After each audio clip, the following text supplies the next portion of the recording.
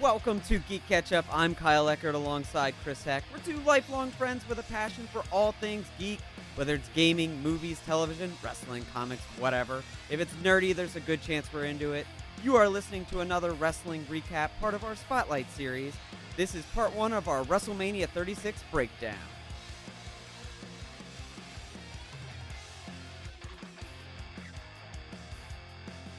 Before we get started here, Chris and I wanted to take a moment to say thank you for listening to this wrestling recap, and thank you to everyone that's been listening.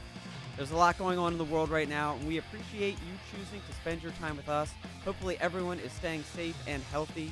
And we also hope that in this short time you are hanging out with us, it's a nice break from the high stress we are all experiencing. Usually this is the part where we ask you to spread the word about GeeK KetchUP on social media and to stay saucy. Instead, I'll ask that you spread the word on using common sense, smart physical distancing, and to quote Braun Strowman, remember to wash those hands.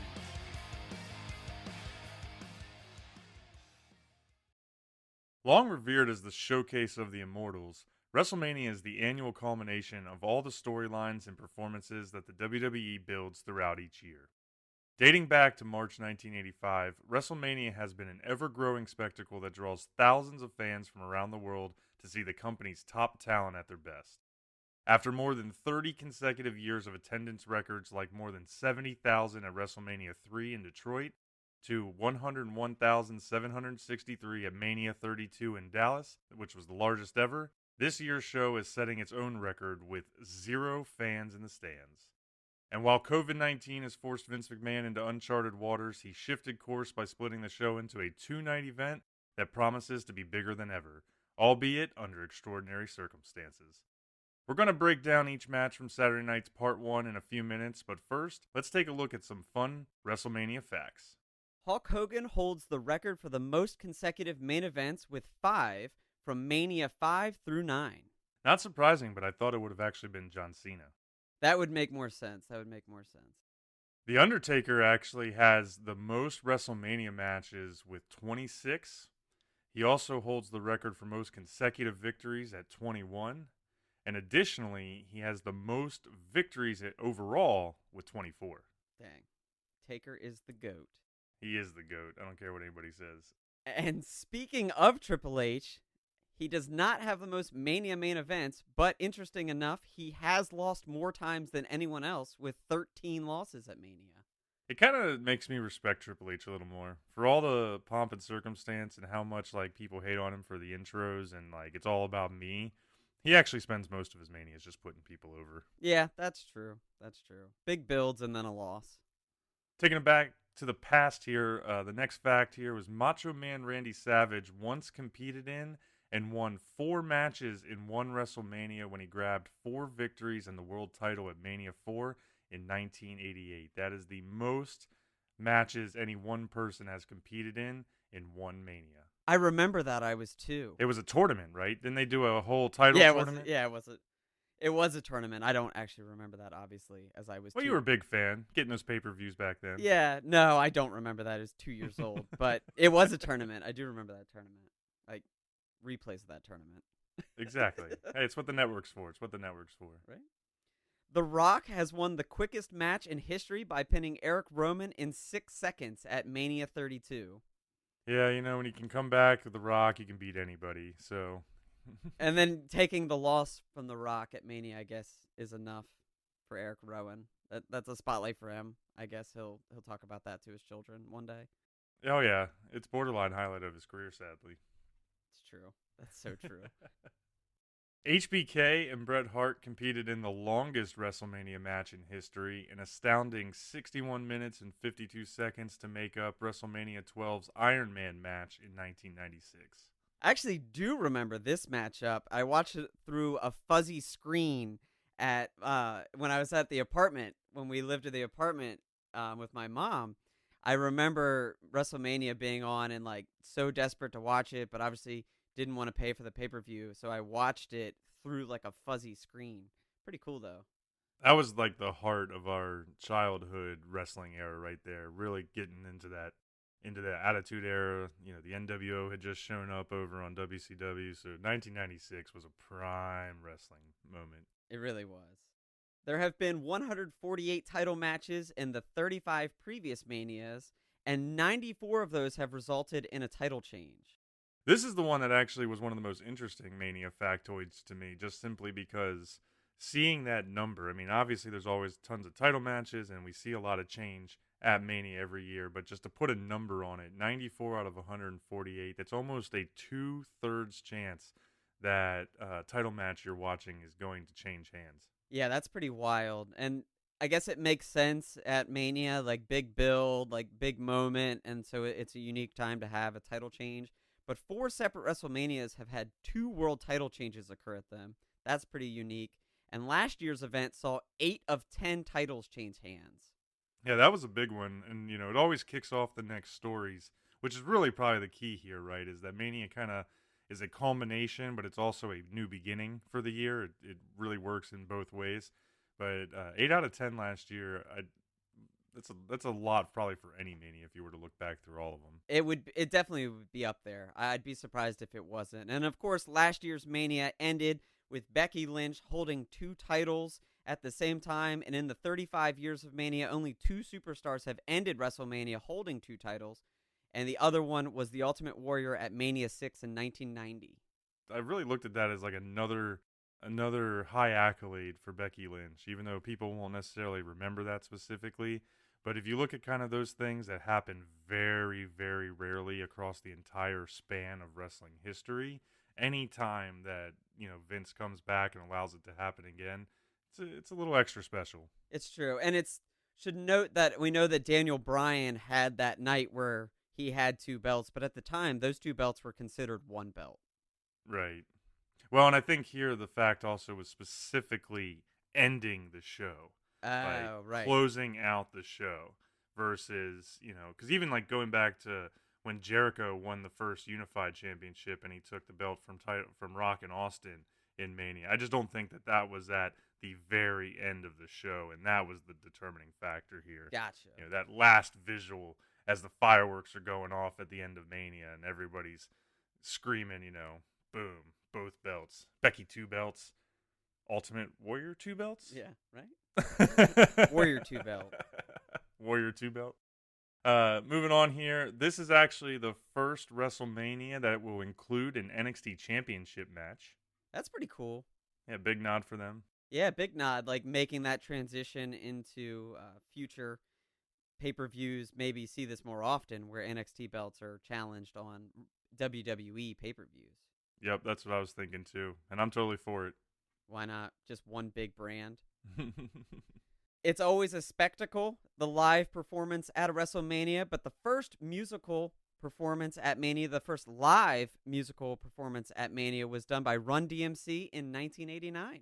Respect to the Run DMC. Made me wonder, though, are we going to see a live music act this year? Or do we think that they'll just scrap that, given everything that's going on? I thought they might try. They've got Blinding Lights by The Weeknd as the official theme, and that's a pretty big song right now, so I wouldn't be surprised if they try to work in something.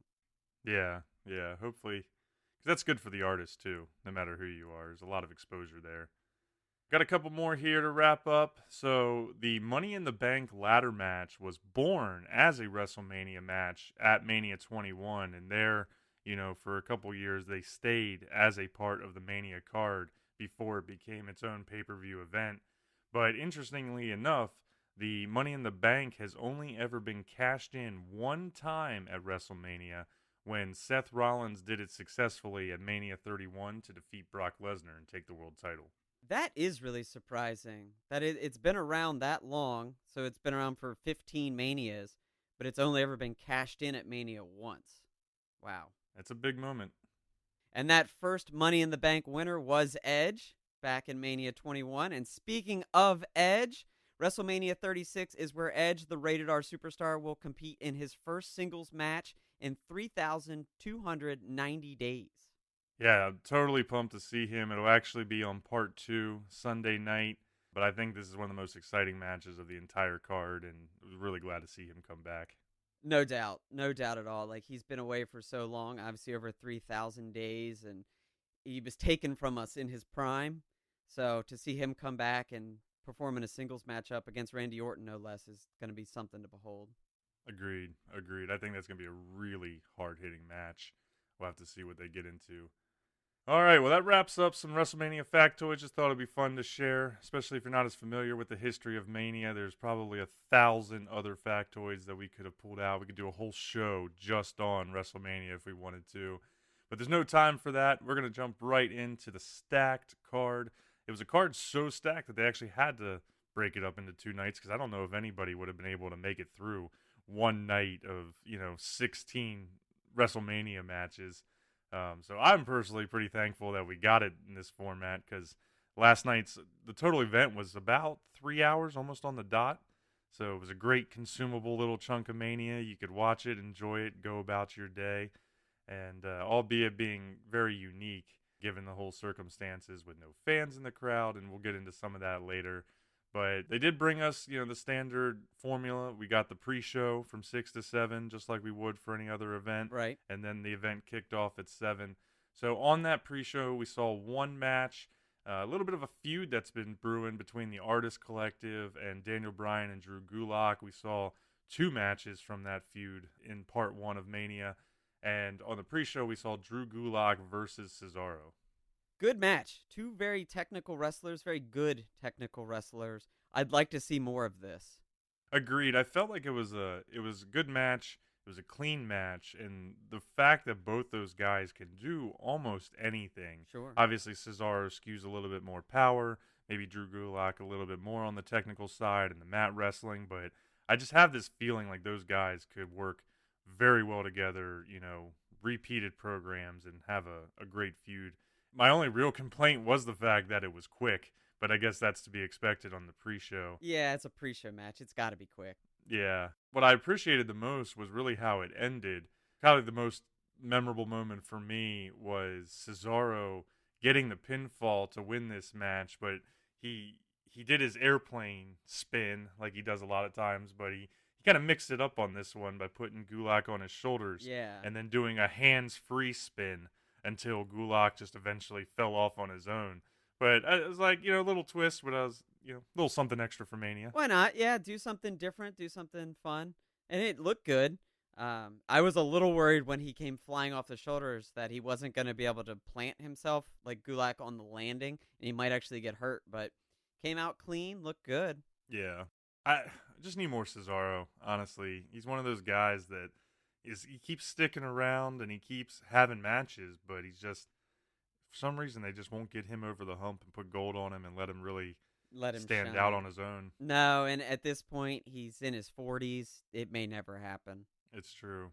So from there, we got into the main card, and before we get into the matches, I have to say, I don't know exactly how you felt about this, but, they always open up a Mania with, America the Beautiful and the national anthem, and obviously, given the circumstances, it's not really as necessary or as practical to have a specific artist come in just to sing that song. Right. So I really liked what they did. I don't know how you felt, but I really liked how they handled it by, essentially putting a montage together of all of the world famous singers from over the years. Gladys Knight, Ray Charles, Aretha Franklin, John Legend. I mean, you go on and on. Yeah, Willie Nelson, Michelle Williams. There's a lot of people in there. Right.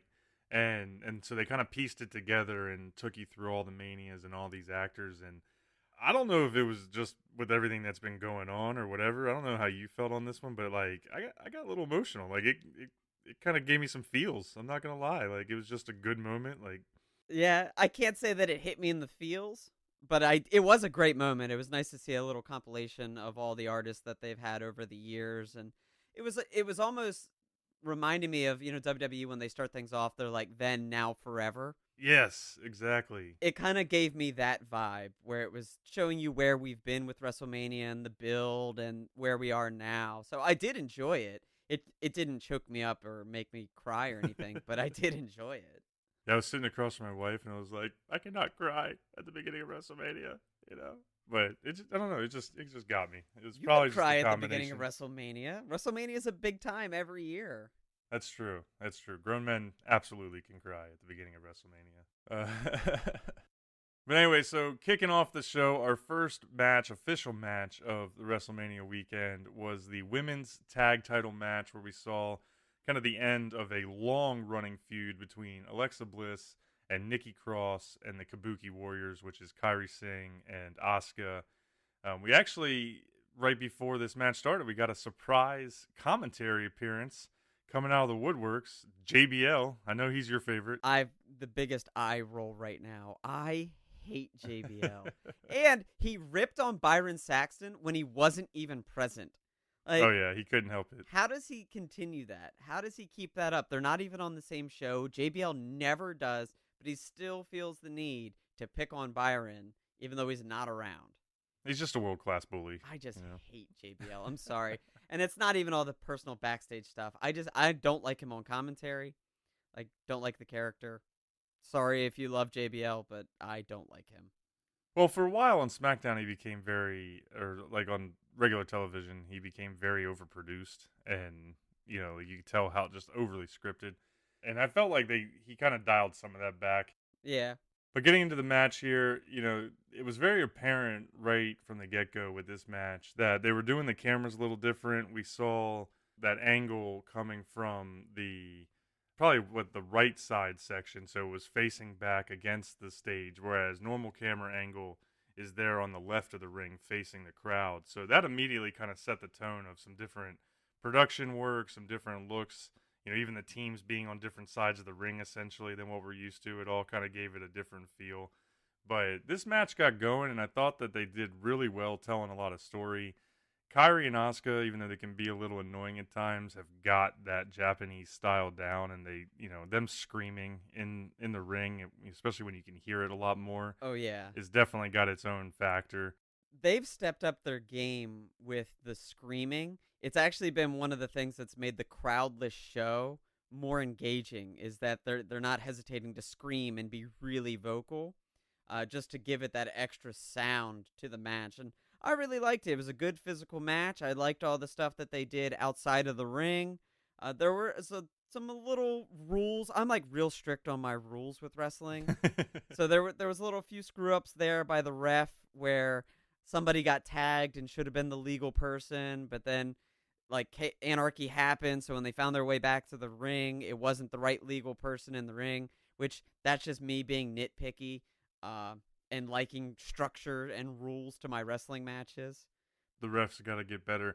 Well, to your point, I actually remember towards the beginning of the match, there was a moment, it kind of cracked me up because Asuka like taunted Alexa and then came back and she like gives Kairi a high five. Right. But then like continues taunting and Kairi didn't come in. And then literally like 10 seconds later, she actually gives Kairi another high five, but that was the official tag. Yeah. Yeah. Moments like that, you're like, okay, is that not a tag? Is that a tag? There was later in the match, there was a blind tag. Like Kairi did a blind tag on Asuka and the ref's back was turned. So he never did the like arms in the air clap. Yeah. So I was like, okay, so that wasn't an official tag. She was just patting her on the back. And then 10 seconds later, they were like, oh, no, Kairi Sane, the legal wrestler. I was like, oh, so it was a legal tag. I'm nitpicking. That's all it is. I'm nitpicking on the refs. Other than that, it was a really good show.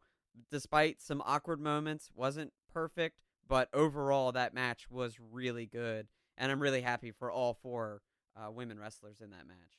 Yeah, it was a quality culmination to this feud. I really felt like it was a match immediately that would have been elevated with crowd interaction. Oh yeah.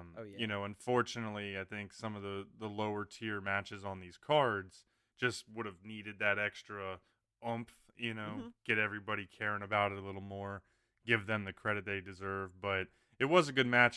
Probably my favorite move of the entire contest was kind of like a version of the Doomsday Device that the Kabuki Warriors did with the elbow. Yeah, so Asuka had Nikki Cross up on her shoulders, and then Kairi dropped the insane elbow off the top rope, and then Asuka powerbombed her. Yeah, and it was just this great tag combination. I actually thought the match was going to be over there, but Nikki Cross really shined, fought back hard while Alexa was down, and ultimately they won the titles by pinfall after Alexa hit the Twisted Bliss. Yeah, her second Twisted Bliss of the match, and the first ever 2-time women tag team champions.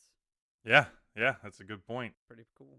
Really hope that they can get some more momentum behind the women's tag belts and kind of formulate some better teams or some additional teams and really give them some oomph, because they've been kind of in the wayside, and I think Kyrie and Asuka helped elevate them just because of the characters they are. Sure. But we need more out of the women's tag title division. I would agree with that. I think Alexa Bliss and Nikki Cross finally having matching ring gear should might give it that push, because that's really what it's been, is the women's tag belts for so long. It's just felt like two singles competitors coming together to make a tag team to win the belts, and then like they don't have matching ring gear. Even Asuka and Kairi Sane, like, yeah, they're called the Kabuki Warriors, but their ring gear's never fully matched, other than the fact that it's, very inspired by Japanese styles. I'm with you. I want to see more actual tag teams do it. The Iconics was a nice little run, even as chicken shit champions that never wanted to fight. I was okay with that because they were at least a tag team. Yeah, that's what they need, is like real legit tag teams that can build kind of their own legacies as female tag teams. So we'll have to see what happens moving forward. But next up here, we had a grudge match that kind of really escalated over the last few weeks between King Corbin and Elias. This match was put together by the host of WrestleMania, Gronk, which I guess now that I'm remembering he was the host, I should share that I thought it was odd how little Gronk was even involved in Mania last night, to be honest. Yeah, he hasn't done as much as previous hosts. I think when the New Day did it a couple years ago, they were out there in between like every third match. You were seeing their face. They were saying something. And Gronk kind of just showed up at the beginning, once in the middle, and then he didn't even show up at the end. No, he wasn't around. So maybe we'll see him a little bit more on part 2 Sunday night. But that was just one thing that I noticed last night, and it reminded me here. But this match was put together by Gronk, so we had it anyways. King Corbin and Elias, this was probably another one of those matches that generally, nice nod to be on a Mania card, not really something that the fans are highly invested in. So crowd noise and crowd participation probably would have taken it to another level, but sure, it was still a hard-hitting match. It was a clean match. Elias made a miraculous return after the 15-foot fall off the risers from before, when Corbin tried to assassinate him, essentially. Right, yeah, basically returned after being murdered. Falling down to the concrete. Probably the biggest lasting thing I kind of had coming out of this match, just because it wasn't really very memorable and there wasn't a whole lot of super eventful spots in this one, but this match kind of gave me the feeling like that I was watching two like more old school heavies. Okay. Like just the styling with a lot of the elbows and the shoulder charges. Like it was a lot of like big power moves. These guys are very capable of doing a lot of suplexes and different things, but they really didn't, No. in this one. It just kind of gave me that feel of like I was watching a Hulk Hogan versus a Roddy Piper or something like that from 20 years ago. What do you think?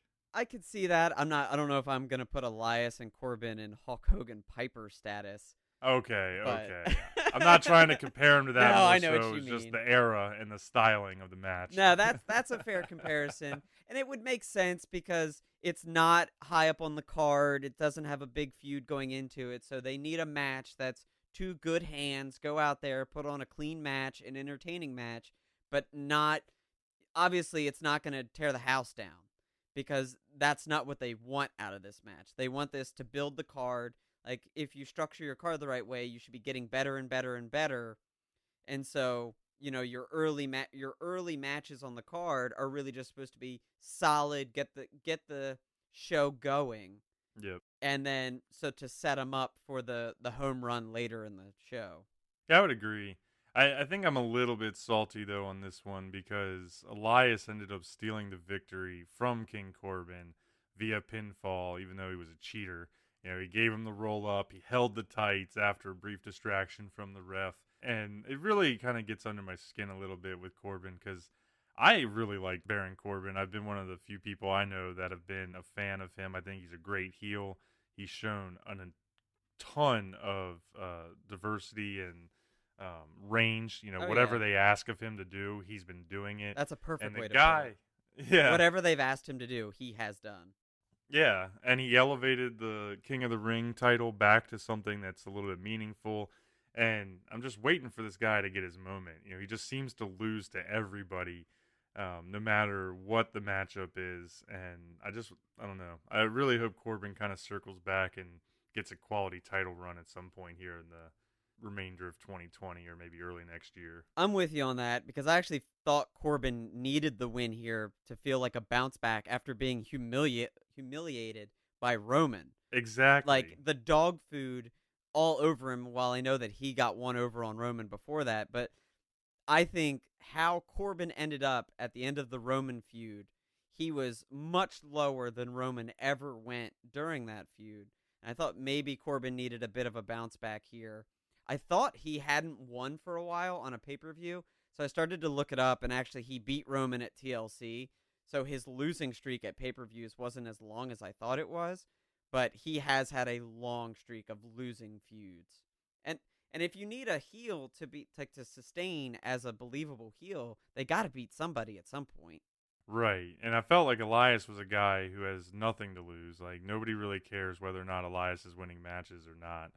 And you know, he's got his own thing, which is great. He's relevant. He's on TV every week doing his songs and wrestling here and there, but that one surprised me. I really expected Corbin to win. I was hoping for Corbin to win.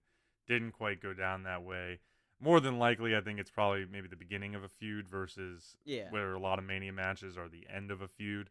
So that could end up being something where a couple months down the road by SummerSlam or something, Corbin kind of gets his comeback moment, but we'll have to see. I would agree with that. I'd be happy to see that as well. From there, we actually jumped into something with a little bit more skin in the game for the Raw Women's title. A big builded match from between Becky Lynch and Shayna Baszler.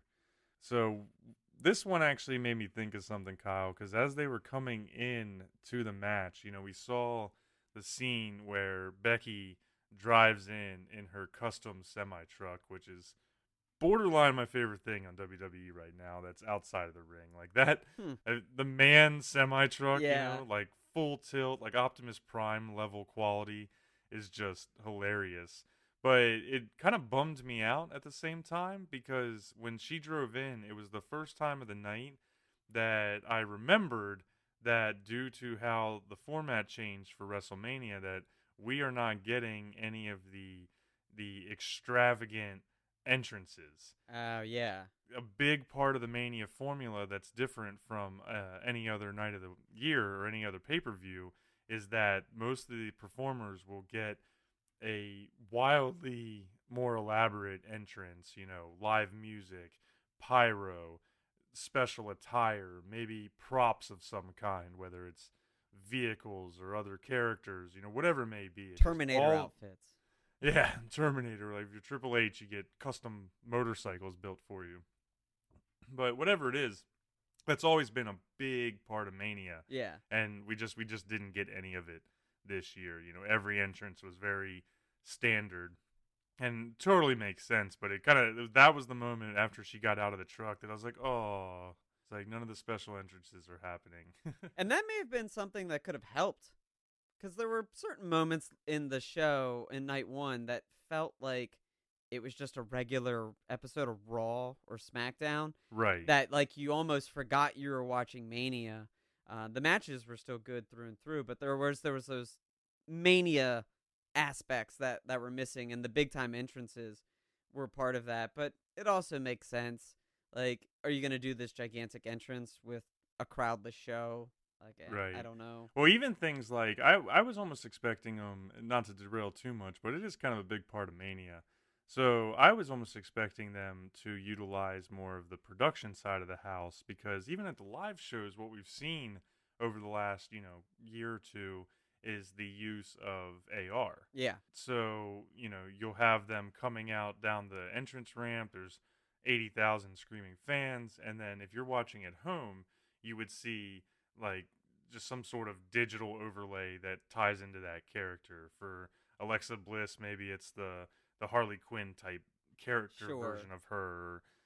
For Becky, maybe you would see like a an animated semi truck, coming through, whatever it may be. Yeah. And they didn't even do any of that. Well, New Day got it, or Kofi got it. Did he? I must have missed that then. Yeah, Kofi was the only one, because that one sticks out. That Kofi was the only person that got something like that.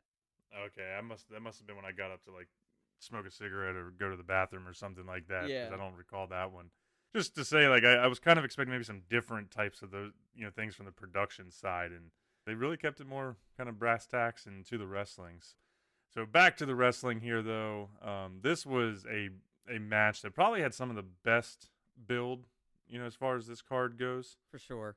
Thinking back a couple months when Shayna Baszler, comes out of the Royal Rumble, huge performance, doesn't quite win, but goes on from there to pretty much jump Becky Lynch, and we saw on Raw a few weeks back where she like bit her neck all vampire style and like really just took the feud to the top right off the bat because they hadn't had a history before. Oh then. yeah, new heights for sure. Right. We saw Shayna then go and win the Elimination Chamber in brutal fashion, just dominating everybody to earn this title shot. So they had done a good job with building, and Becky has shown that she can feud with pretty much anybody. Oh yeah, and has feuded with pretty much everybody. Oh yeah. This match, man, it came out too, and they really started off just as you would expect. Super aggressive start, all that blood just kind of coming to the forefront super quick. And Shayna, I thought, did pretty good all in all. Let her wrestle a little bit more.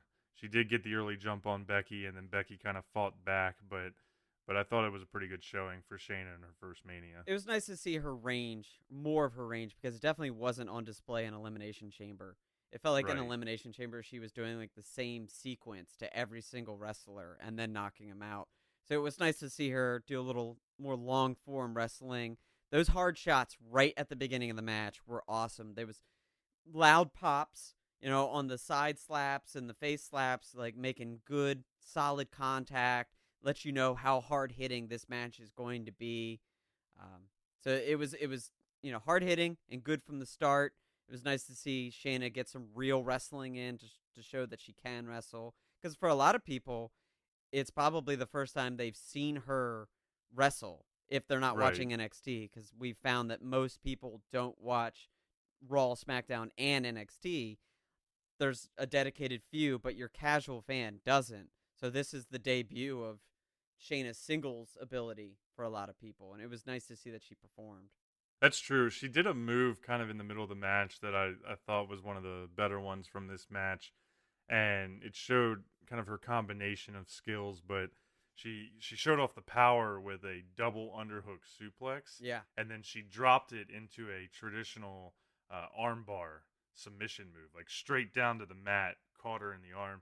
And I thought that was a cool combo move to get both skill sets across. Yeah, that she's a cage fighter with chain wrestling, that she can take one move right into the next move. It shows Exactly. off her skills, and it makes sense for her character as well. Yep. All in all, not too much to complain about with the match. I thought that it was very well executed. I was surprised that it was a little short, I felt, for a title match of this build.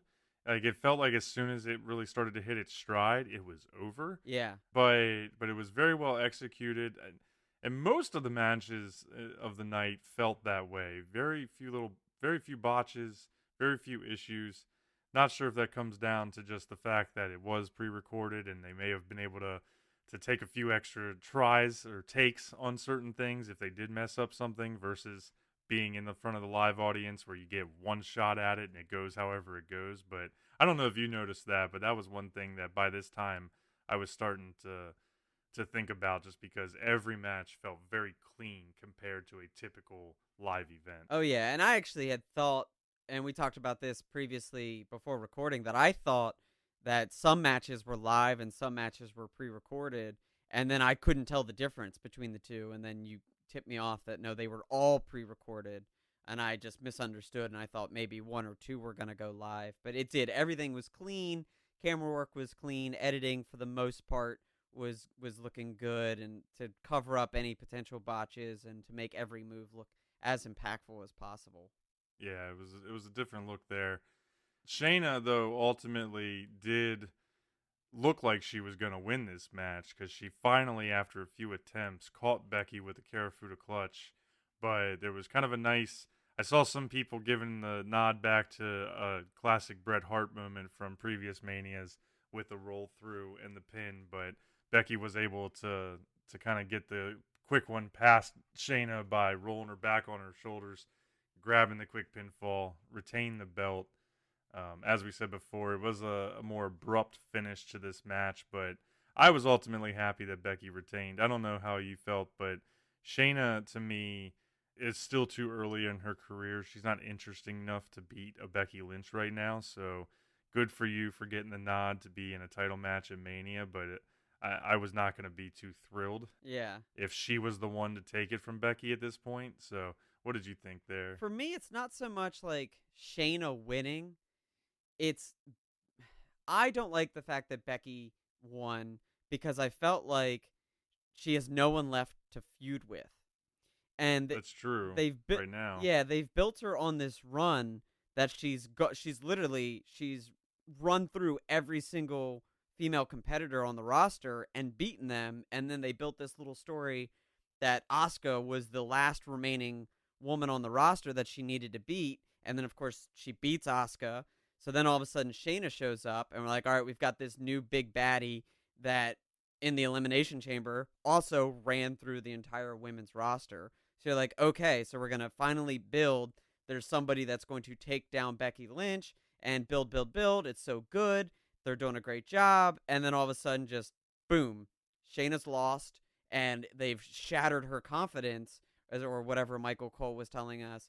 So now I think it's put them in a pickle where Becky has no one else to face. And if she's beating the entire division, and then basically they've put her in a situation where there's two people that she's never been able to get over, and in the past two pay-per-views, or three pay-per-views, she's gotten over them, who's left to face? Yeah, I think it's going to either have to be a continued feud between Shayna and Becky, because it's kind of the way this one ended. It was almost like Becky just escaped, like she survived. She was about to get choked out. She got the quick counter and managed to get the pinfall, and you could see in her face she was like, "Oh my god, woo, made it out of that one." Yeah. And so I was almost wondering if they're gonna let them keep feuding and actually have a real match at SummerSlam. When hopefully the crowds are back and it can be a bigger moment. More of a, oh my gosh, Becky loses or something like that at that point. Or we're going to have to see, like, the only person that's on the roster today, to your point, that comes to mind with Becky is Nia Jax. Yeah. And I don't recall if her and Nia ever feuded with the title belt in the picture just because of when Nia got hurt, because Nia's been gone for a while with her knee injury.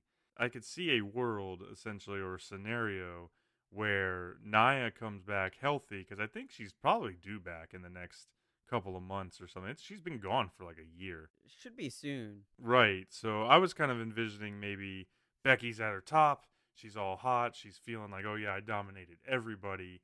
And then have big, powerful, super intimidating Nia Jax show up, finally coming back, and maybe even take her to a bigger extreme. She's more powerful, she's more angry, she's more, you know what I mean? Yeah. And just let her be an irresistible force, to use her tagline, but let her do that, and then she could beat Becky at like a SummerSlam and finally take it over. That's just my thoughts, but otherwise, who else is on the roster? That may work, and I'm not sure if there was ever a payoff for when she broke Becky's eye socket or nose or whatever that was, and took Becky temporarily out of commission. If you remember that from SummerSlam or Survivor Series. Yeah, that's what I was trying to figure. I don't recall if there was that match between them, because not for the belt, right? Because built Becky got Ronda. hurt, and it all built to Ronda after that. Yeah, but there's history there. It's something they could use. It'll be very interesting to see where they go. I saw this interesting take that basically said, like, if you look at the psychology of the match, Becky has now beaten two cage fighters with very simple wrestling moves. I could see that. And so she's utilizing basic wrestling techniques on cage fighters because they're new to the wrestling world. That was a take I saw on Twitter. And I thought that was smart, but at the exact same time, like it all makes sense and I like it.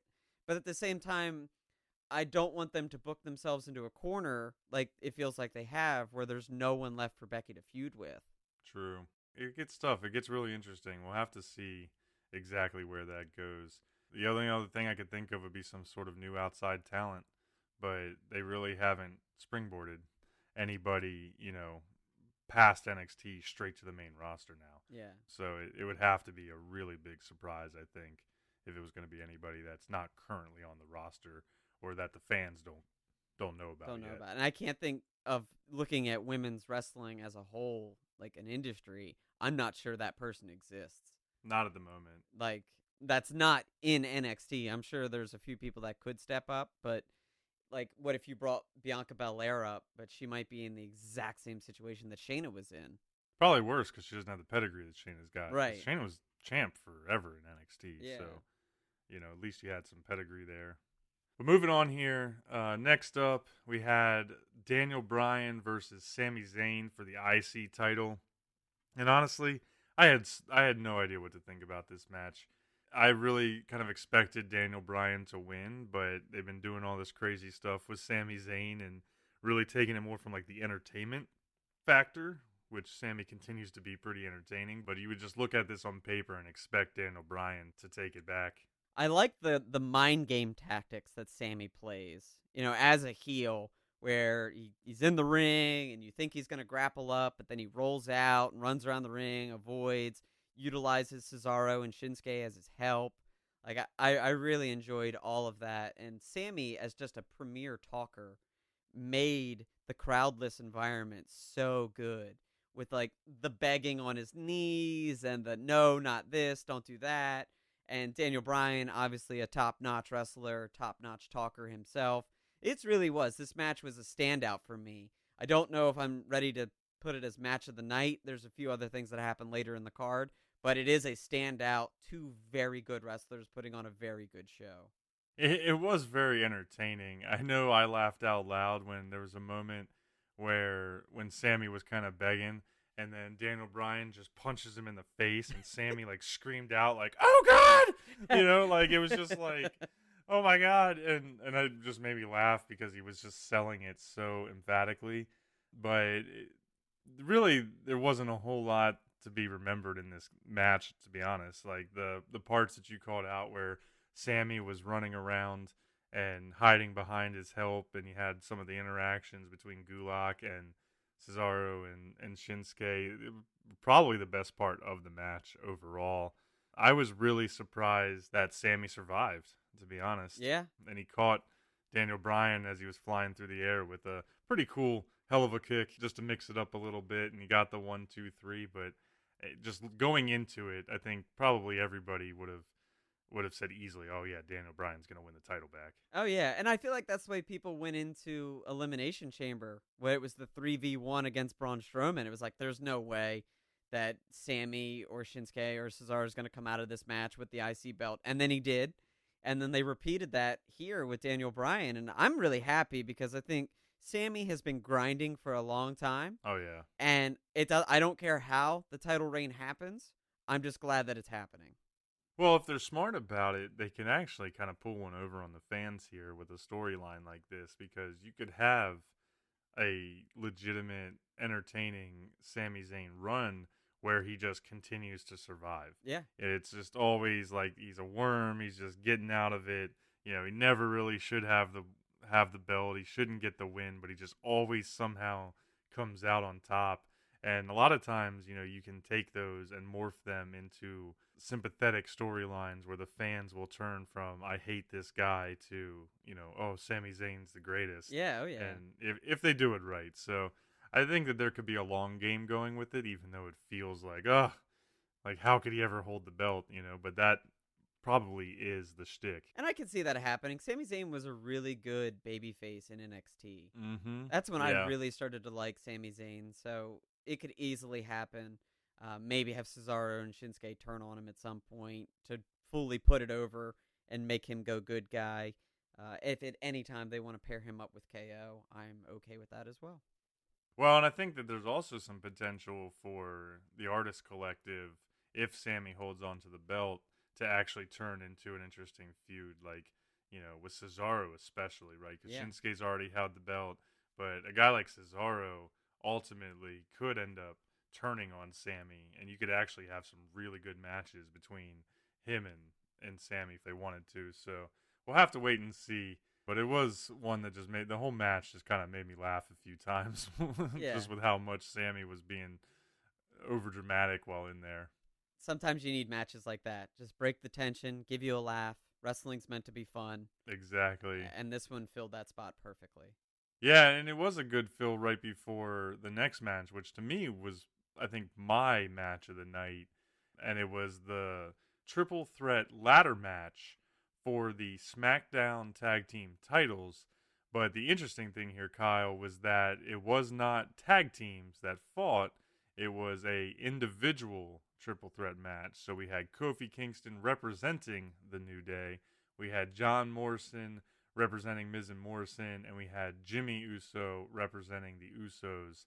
And then this was one of those kind of situations where this match continued to evolve as they were working the booking. Ultimately, I think over the last couple of weeks, they had some locker room issues as far as I think the Miz got sick and wasn't cleared. You also have some of the concerns with 6, 7, 8, 9, 10 people being in the same space as each other right now, and with a wrestling ring only being 20 by 20, you definitely can't maintain social distancing. I thought it was really odd when they made this announcement that, tag team title match, but it's going to be a singles competition.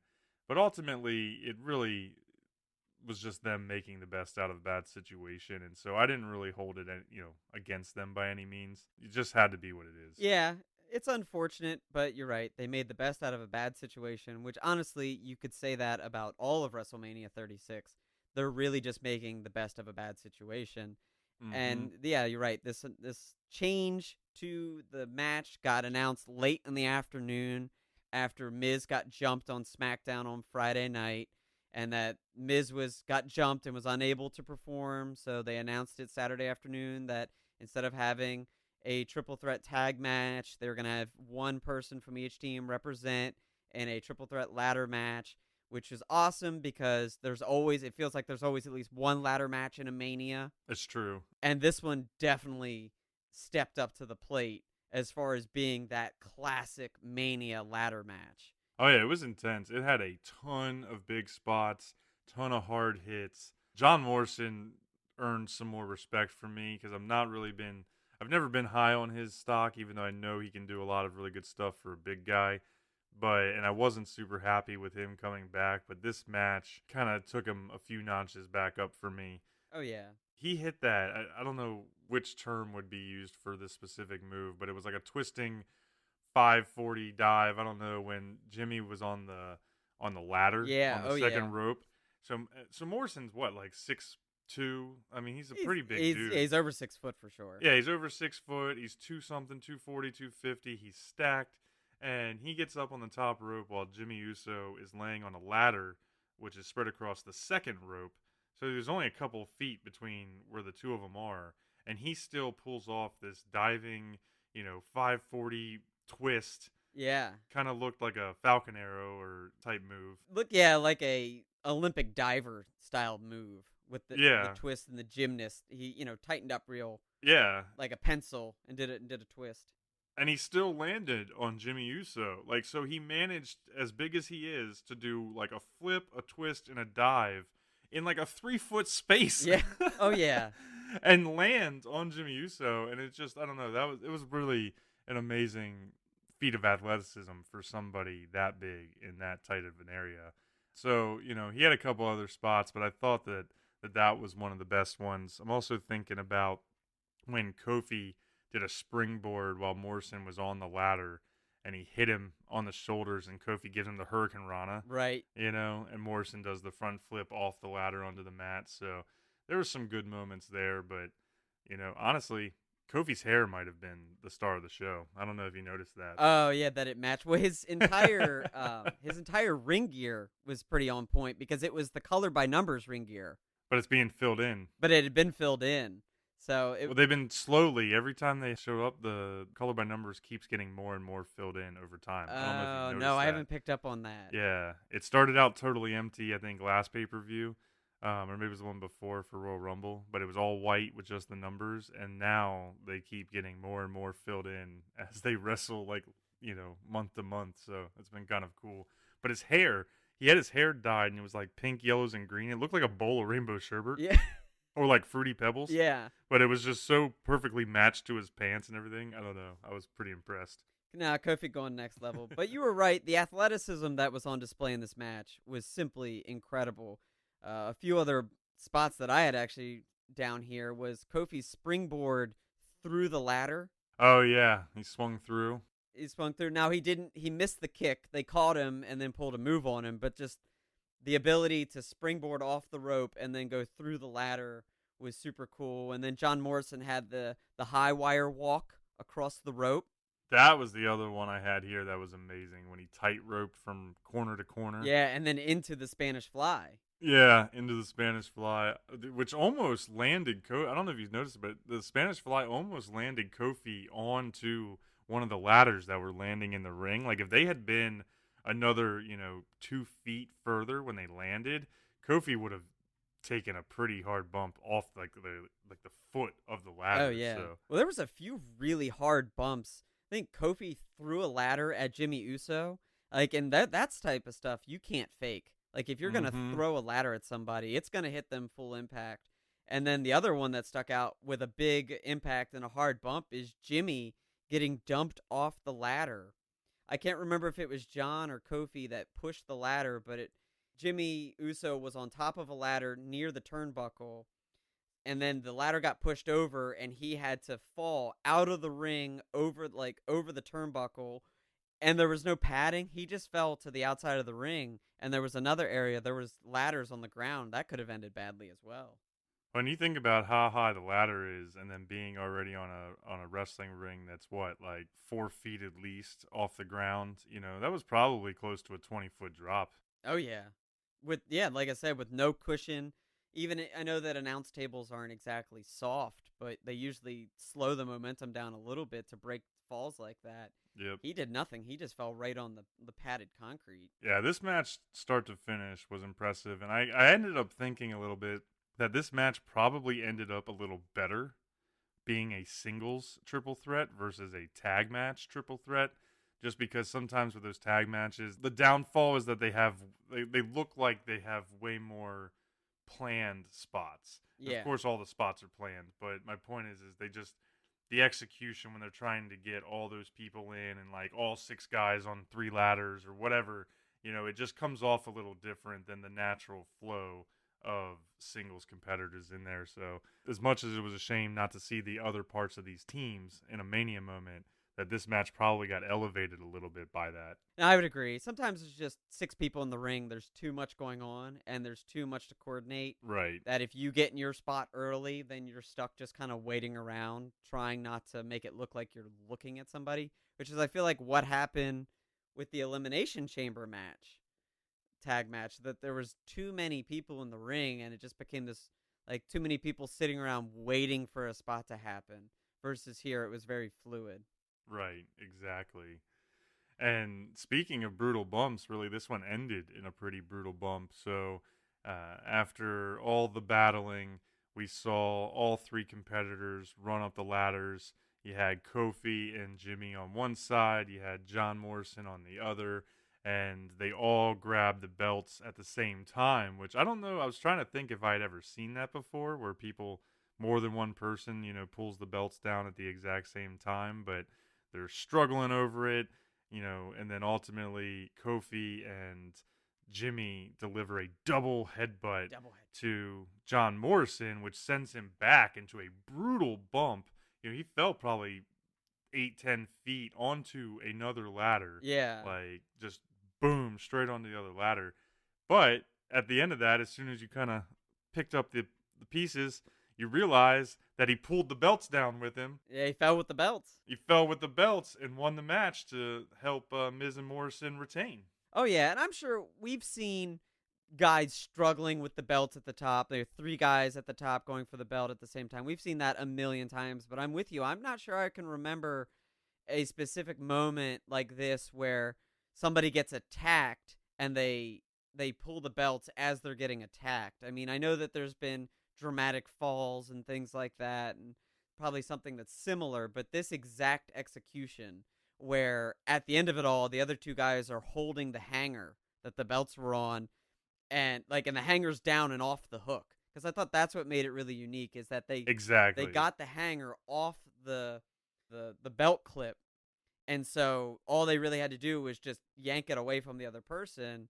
But instead, John goes for the belts instead of the hanger and gets the win. I have this, and this could be said about a lot of moments in WrestleMania, where obviously a crowd is going to make it better.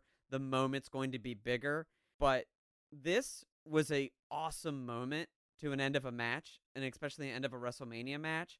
But unfortunately, I think the lack of a crowd is what's going to keep this moment from being a legendary Mania moment.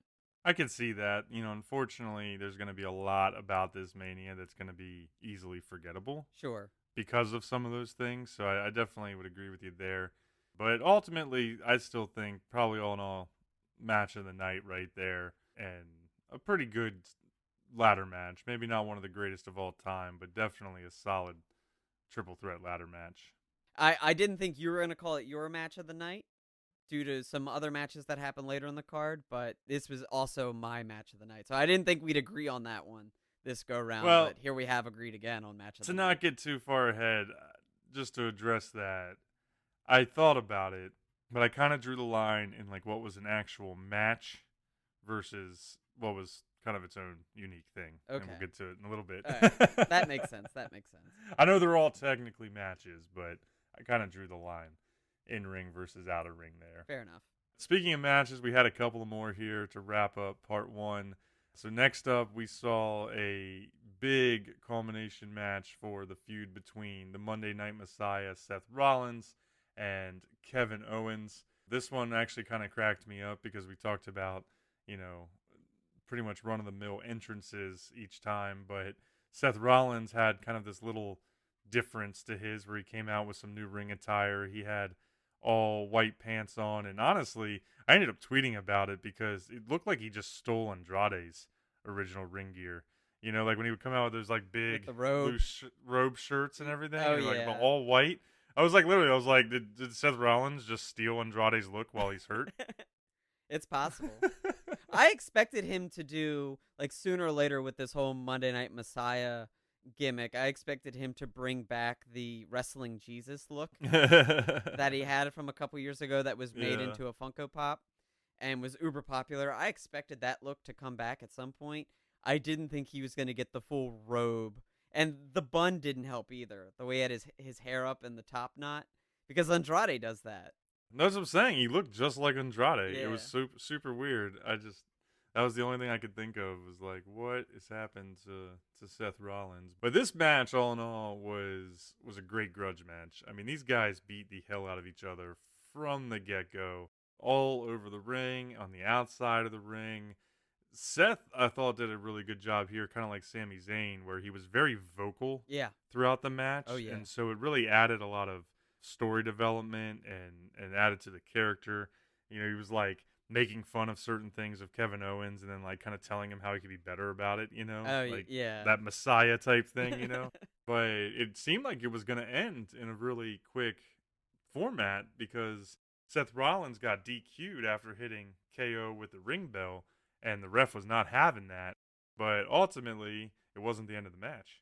No, I took down an interesting note when that happened because I thought it was going to be the end of the match, and I was like, damn, this match deserved better than just a DQ finish like that. And I actually started to type out how frustrated I was that that's the way the match ended, and then sure enough, Kevin Owens saved me, wouldn't let Seth Rollins walk out of the arena, grabbed a mic, called him back, said, no, I'm not going to let you end it this way. Get back in this ring, and let's start a no DQ. Wasn't a false count anywhere, but a no DQ match, anything goes and resolve this once and for all. Yeah, it was pretty sweet, and it really just took an escalated situation that much further up the notch because they were already beating the heck out of each other. They were already, pushing the limits on what you could do with weapons and things like that. Obviously, like, causing Seth to essentially lose the first time, but when they came back and rang the bell again, it just kicked it up. I mean, Rollins just proceeded to kick Kevin Owens' ass with the ring steps. He beats him multiple times with the chairs. It really looked like Kevin Owens was about to take, one of the worst poundings that he's had since being in the WWE. But he kind of turned the tide. He did. He finally. There was a few really violent chair shots right when they restarted the match with him I think he was laying on the ground by the commentary booth, and Seth hit him with the chair. They were pretty violent, and the way he sells, you said it earlier, the chatter back and forth was really good at the beginning of the match, and then they kept it up throughout the entire match, the selling and the agonizing pain. But yeah, KO got it back. He hit him a few times with the ring bell to kind of get one over on Seth, and then the ultimate spot, climbed to the top of the WrestleMania sign. Oh, yeah. And put Rollins, had Rollins laid out on the commentary booth, climbed to the top of the WrestleMania sign, jumped off, and gave him a huge elbow drop through the table. Yeah, he channeled his inner Shane O'Mac there. He did. And I actually saw a pretty cool tweet from Kevin Owens this morning that is a picture of Tampa Bay Stadium that Mania was supposed to be in, and the big pirate ship. And he had said, like, when he first went to that stadium, he saw the pirate ship and started visualizing how he could jump off of it. And then ultimately, plans got changed, and they had to do the Performance Center thing, but he still wanted to have a moment like that. That's awesome. So he altered and made the jump off the WrestleMania sign. So that was pretty cool. He definitely made a lot of talk about Mania moments. I think Kevin Owens definitely made a Mania moment. Well, it's true, but I'm not sure if the moment was him jumping off the sign or if it was just the 30 seconds where all we could hear was Seth Rollins wheezing and moaning in pain, trying to catch his breath. It may have been exaggerated for the sell, but it sounded pretty authentic. And that was like one of those moments where if anybody out there wants to talk about wrestling being fake, you think about taking a 250-pound man in Kevin Owens falling from 20 feet up, and you just grab all of that right in the stomach as you're laying there.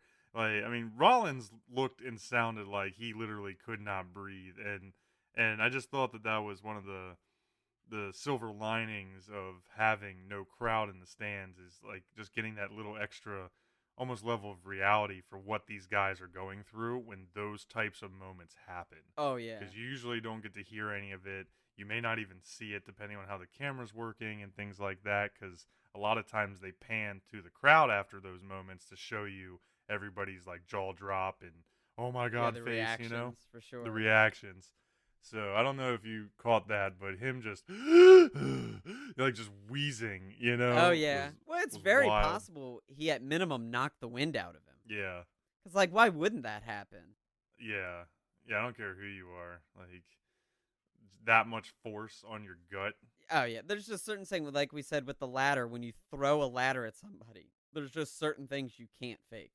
Right.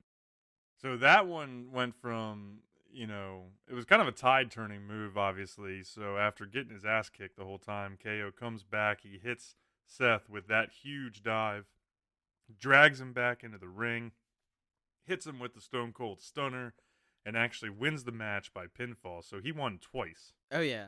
Yeah, DQ and legitimately. But I could see this rivalry continuing. Like, they're just so good, and they clearly work well together. So you got to hope that they enjoy working together. But I could see this carrying through the summer, that Seth Rollins comes up with some excuse on why he lost, this and that, and then them really doubling down on the Monday Night Messiah and the Disciples with AOP and Buddy Murphy, and doing something fun between KO and Seth. Yeah, definitely a match of the night contender, definitely a moment of the night contender. I thought all in all it was solid start to finish, so we will have to see exactly where they take them moving forward. Next up, though, we actually saw the quickest match of the night when we finally go back to see what Gronk is up to. And he's hanging out with Mojo Rawley. R-Truth shows up. And then when I thought Gronk was about to win a title, it was actually Mojo who screws Gronk over, maybe setting up a new rivalry for them with Gronk now being here. But Mojo Rawley actually screwed Gronk over and won the 24-48-7-11 I-81 North Euro TV YouTube Tweetergram Championship. Heck yeah, he did. Although it was a little awkward because they were in this tiny space. Oh yeah, So it if was a you little booth. think about it logically, Gronk punched R-Truth in the back of the head, knocked him on the ground, went for the pin. Mojo Rawley said, "Nope, I don't think so," and just pulled him up, but didn't actually attack Gronk. Yeah. So he just kind of moved him out of the way and then went for the pin himself. And it was and then, ref Jess was right there for the count. But Gronk should have just been standing there just kind of like, what? What? And don't you think he should have attacked him? But none of that is important because the 24/7, 48/7, 7-Eleven, I-95 South, North European Television YouTube Championship is just all about having fun. So I'm game for this. It is. I had to throw that in there. R-Truth brings a smile to my face anytime he is on TV. And it gave us a good segment between the decimation that was the KO Rollins match into the next match, which was for the Universal title. And this was another one where, due to COVID-19 and just everything that's going on and the dangers that are present, they had to change the card. So originally this was supposed to be Goldberg versus Roman Reigns, but given Roman's history as a cancer survivor, they wanted to take the extra precaution of keeping him away from any potential pandemic infection. So they gave Braun Strowman the slot. They let him go up against Goldberg, which I was super happy about, even though I was nervous that for some reason Braun was going to lose.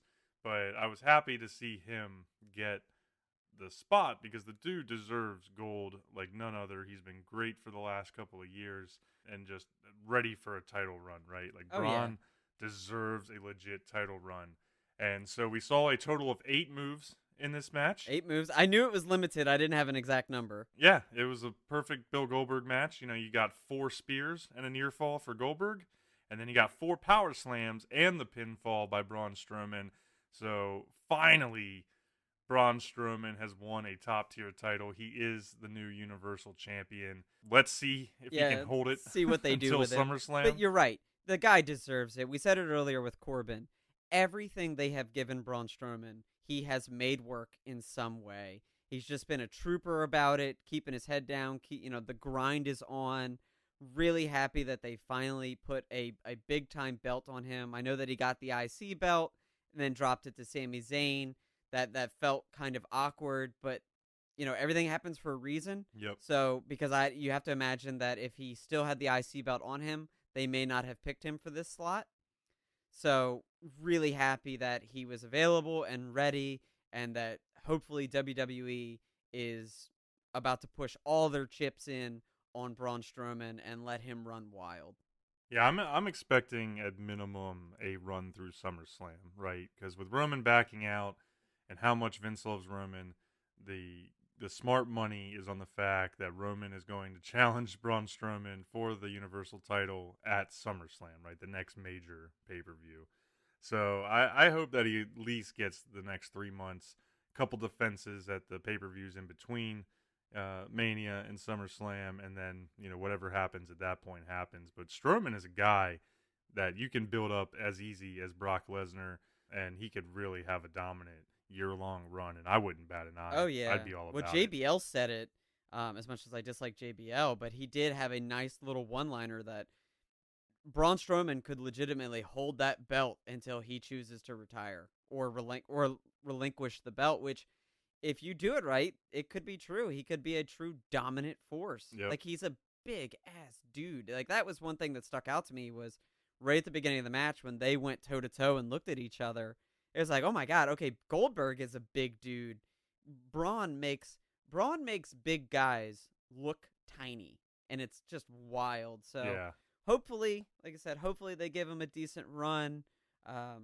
but we'll see what happens. You never know. They could flip the script and put it back on The Fiend. We'll see what happens with the Fiend John Cena match on Sunday night. But hopefully they just trust that guy.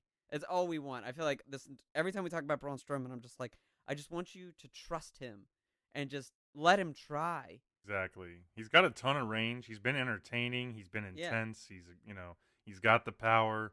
He's got a lot of athleticism for how big he is. He really could be that kind of guy that transcends between the different areas of wrestling if they just would let him. I think sometimes the downfall with guys that are that good, like a Corbin, like a Strowman, in those roles, they can put any gimmick over, is the fact that they don't have to have title belts in order to be relevant and be loved by the fans.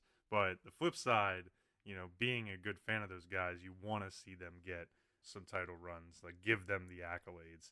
And it finally happened here. So I was glad that I did not have to go full nuclear and burn the WWE down over this one, because I was telling you before that if Braun Strowman would have lost this match, once they announced it, that I was going to bury them on this show, this episode, because that would have been the most ridiculous thing ever. So I'm glad they saved me from that, kept my blood pressure down. Yeah, they teased you. They teased you right after those first 3 spears. I was like, I had my hand. I had my head in my hand, and I was literally going, no, no, no, no, no, no, no, no, no, no, no, no, no. This isn't gonna happen. And then he flipped it. He got the one big power slam in where he went for the, I think he went for the jackhammer, and he flipped it into a power slam. So I was like, oh, thank goodness. But they teased it. They teased it. They did. It saved a lot of grief. All right, well then let's move here to the very last match of the night. This is really, I think, one of the matches that everybody was most interested in, just given the build for it. We saw AJ Styles kind of say some things about The Undertaker and to The Undertaker over the last few weeks that maybe nobody ever has. We saw promos cut, getting very personal on The Undertaker, talking about his wife, Michelle McCool. We saw AJ go so far as to continuously refer to The Undertaker by his God-given name, Mark Calloway, which I can't, as a lifelong #1 Undertaker fan, I cannot recall anybody ever mentioning his name in that way. So they kind of got some fresh takes on, something that happens every year, which is one of the top guys getting their moment with The Undertaker. So there's a lot of good building to this feud, a lot of bad blood, and we found out that it was going to be what they called a boneyard match, and it was going to take place, I think as of last week they kept saying, on location, or they had the kind of a broad term, we knew it wasn't going to be in the ring. And then ultimately they gave us really a great experience. It was a highly produced, more kind of horror action film type segment versus a traditional match, but it had everything that I wanted as far as a Undertaker fan goes. We saw them show up on location in a dark cemetery. We see this vintage hearse pull up, and I'm sitting there thinking that's got to be the Undertaker, right? Right. Classic hearse. But the Druids get out, they pull a casket out.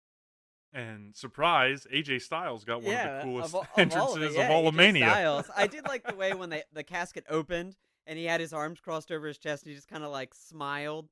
And it was like, all right, cool. Yeah, they did a good job. We saw Taker come out with a great American Badass callback, showing up on the custom bike and new music, and had some new music. I was kind of waiting for that Limp Bizkit Keep Rolling, to crack in, but they went with one of Metallica's songs from their newer album, so that was pretty cool. And it was a very fitting song. Yeah, it's called Now That We're Dead. So that was pretty sweet. As I mentioned before, this was a highly produced, quote-unquote match, but I thought it was really fun given the circumstances. I thought it was also a great way to mix things up from the rest of the show. Just given that there was no fans, they don't have to be so beholden to the arena, confines. And it ultimately, I think, came out in a way that this is what everybody's going to remember from at least part 1 of Mania 36. I would agree with that. And it's because, and for really, it was a redeeming moment for The Undertaker. He's had some bad matches lately, and this produced style really suits him. It suits the character. He's older, and so the live action stuff can be difficult. So, but it suits everything, and it suited the story and everything that they had done. Right. It suits him for where he is in his career, because he's always been capable, and especially as a big man, he's always pushed the boundaries, high flying, done a ton in the ring. He never mailed it in as far as, oh, I've got 4 moves and this is what I do as a big man. He's always done very athletic things. But as he's gotten older, even 10 minutes in a wrestling ring at full tilt is very, very hard on your cardio, on your body, the whole 9 yards. So that's what I had here too, just to agree with you, was that it really allowed him to almost even do more than what we've seen from him in a while, just because the slower pace, the production style pre-recorded and everything like that. It was a storytelling masterpiece. Yeah, for sure. And they said that it took 8 hours to shoot. They did it on location in Florida. And a complete outside production crew built the barn that was used for the set. And it took 5 days to complete. And then the match itself took 8 hours to film. So it gave, he's a little older. And 10 minutes in a ring going full tilt, like you said, can be exhausting. So maybe this style of match is better suited for him. Just to kind of counter a little bit, I didn't personally love the match. And it's not that I didn't like the match of The Undertaker or AJ Styles. I think it's just the realization that I don't like these overproduced matches. Really? I wasn't big on the Hardy Complex matches, which is really strange. I love Matt Hardy. I like the whole Broken Universe thing. But I think I'm just starting to realize that these styled matches just aren't for me. Gotcha. They're not bad. There was a lot of really good qualities in this match. I thought they were cool. But at the same time, there were parts of it that it made me feel like I was just watching a bad B movie. And I couldn't get over it. And so it's tough because I know the guys put in a lot of work, and hats off to the production crew and the film crew and the 2 performers. I heard that all the dialogue was 100% improvised. Oh, wow. So that's really awesome. Yeah, that's pretty sweet. That part wasn't scripted, so really is hats off to the performers. But I think just my personal taste, it's not for me. That's totally fair. I mean, it is a very different product than what in-ring wrestling is. I feel like stuff like this, though, definitely has its place in wrestling because vignettes and on-set location stuff, they've done it in different ways and at different companies throughout the years. It was the first time we've seen it in a while for WWE, but I just figured I just felt that, and maybe I'm biased because I'm such a freaking huge Undertaker fan. I mean, I've got a damn Undertaker tattoo on my arm. But at the same time, I just thought it worked. I thought it was a great way to end the show in a way that was memorable, fresh, painted The Undertaker in the light that everybody likes to remember him as. There was a lot of kind of Ministry of Darkness type callbacks here. He looked more American Badass, so it was kind of this culmination too, in a way, of the whole Taker's career. A Boneyard or Buried Alive match is very in his wheelhouse as well. It had a ton of really good moments, I think. If nothing else, there was just all these little individual moments throughout the way. I mean, they started this match aggressive and intense from the get-go. I mean, Taker came out and just started beating AJ's ass. They destroyed that hearse super quick. He cuts himself up when he busts the window out. Yeah, I heard that was not planned. That was something that just planned. Naturally happened. That he smashed the hearse window and he busted his arm open, unplanned, but the crew thought it looked really good, so they kept it in there. Well, and it was fitting for what was going on. I mean, you think about fighting in a cemetery, especially an old one with a lot of shredded metal and rust and glass and stone. Everyone got their tetanus shots. I will say that after, they kind of set up the stage and got things going, I think it was midway through, we hadn't seen Gallows and Anderson yet. And so even through all this darkness and creepiness and violence, I thought it was kind of funny because I think it actually made me laugh out loud because then when they show up, Gallows and Anderson. It had like this like corny Western music to it, and it was like Yeah. Oh, the music was on full effect last night. That was one thing that stuck out to me throughout the entire match is the music that they used. yeah, that really kind of worked and just kind of took it to another place, and so we saw them show up and they had this like team of like druid ninjas, essentially that attacked Taker, and really all along I was kind of expecting Taker to have some backup. He mentioned in his SmackDown promo that he was going to bring an unholy trinity, and so I was kind of expecting a Kane, Mankind, Especially when he did the flames. They were on top of the roof of that barn, and he threw his arms up and the flames bursted behind AJ. I fully expected Kane to be there. Yeah, and just show up. Yeah, show up and do something like either like punch him or throw him back into the Undertaker. I could see why they didn't, because then at that point, where's Kane gonna go? Well, and ultimately, I think how we saw this end, it really did turn out to be just all about the Undertaker here, and kind of a resurrection of him and his character. We saw him hit kind of dire straits as AJ was able to kind of take him over. He hits him over the head with a spaded shovel and looks like he committed homicide because the Taker just, collapsed into the 6-foot grave. But right as AJ goes to turn on the skid loader and bury him and win the match, Taker, rises out of hell and pretty much just miraculously showed up behind him, which was pretty funny. That was probably the most B-movie moment of the whole thing, was him just miraculously popping up out of the grave. He teleported from the grave to behind AJ Styles. Mm-hmm. Yeah. From there, it kind of turned the whole tides on AJ. If it ever looked like AJ was going to win, that moment definitely changed everything. We saw what you showed, where he blocks his escape with the Infernos of Hell over the barn. He then proceeded to choke slam him off of that barn, huge bump. Yeah, that was a big time bump. Big time bump. Yeah. And at that point, looked like AJ was pretty much on his last legs. He started begging him, don't bury me, Taker. I'm sorry, and I thought that was pretty cool. Like, he was coming to terms with the fact that he picked the wrong fight. Well, that part confused me a little bit, I'll say, like, storyline-wise, because Undertaker then proceeded to be like, you fought your ass off, kid. You fought your ass off. I'm not going to punish you for fighting your ass off. You did well. And then he kind of still punished him? Yeah, like, he still had to put him down. He still had to put him down, but it was just really... Some parts were just confused me a little bit, storyline-wise. Like, it was a great match. For what it was, the overproduced stuff, it worked. For everything there, not discrediting that, but my personal tastes, these type of matches aren't for me. But honestly, wrestling is basically a variety show. You're gonna have different types of storylines and different types of matches to fit different slots, and not everything is gonna be for everybody. So I'm not totally hating on it. It was really good for what it was, but there were moments in this match and the match as a whole that I can just kind of say, this wasn't for me. Oh, it's part of the circus aspect. I took more of when, like what you're talking about towards the end, where he was like, you fought well. I took that more as him, like, okay, I'm not going to keep punishing you. Like, I've already beat your ass enough.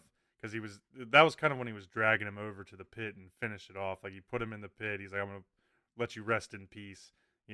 Finish this off. But then he walked walked away. That's kind of how I took it. But he walked away and then doubled back to him and was like, no, I'm going to... Yeah, so like to get to the ending here... It goes both ways. He throws AJ in the grave, goes to walk away, and then doubles back. And then puts the skid loader worth of dirt down on him to bury him alive and finish it off. That is true. I don't know. I was just like full tilt Taker fan moment. Like, oh my God, this is amazing. Dead Man Inc. is alive and well. And I was pretty pumped about it. So it was a good way to finish the night one. Like I said, I think that's going to end up being the WrestleMania moment from probably the whole weekend, but definitely night one. So yeah, and like I said, I'm glad that it kind of returned the Undertaker to form. Night one of WrestleMania was certainly a unique experience. Love it or hate it. Let us know on social media what you thought. Then catch us in part 2 of our WrestleMania breakdown as we take a look at Sunday night's matchups. Thank you for listening to GeeK KetchUP. If you enjoyed today's chapter, please remember to subscribe to GeeK KetchUP on Apple Podcasts, Stitcher, Spotify, or wherever you listen to your podcast. Check out GeeK KetchUP on Facebook and YouTube, and follow us on Twitter and Instagram at GeeK KetchUp for updates on new episodes every 2 weeks.